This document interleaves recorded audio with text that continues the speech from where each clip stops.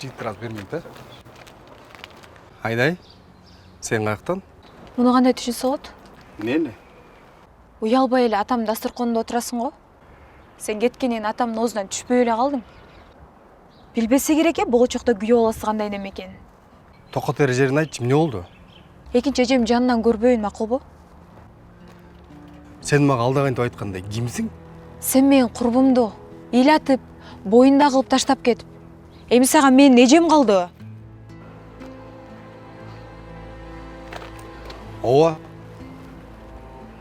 Мен Каринаны жакшы көргөм, сүйгөм. Үйлөнөбүз деп максат койгом. Бирок ал менин жоктугуман пайдаланып, мурдагы жигити менен сүйлөшүп алыптыр.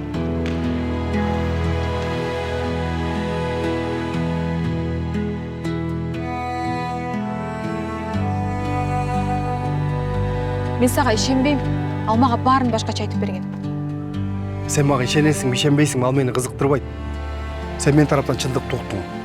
Башка сөзүң жок болсо менин жумушум жок. Асман, мен сага ишенбейм. Мен бардык чындыкты эжеме айтып берем. Ооба. Мен Айпер эжеңди жакшы көрөм. Бирок экөөбүз келишим негизинде баш кошкон жатабыз. Келишим? Кандай келишим? Сен Айпер эжеңен биринчи турмушка чыкпайм деп ага шарт коюп аткан турбайсыңбы? Кайра сүйүнбөйсүңбү ушундай эжең бар экенине?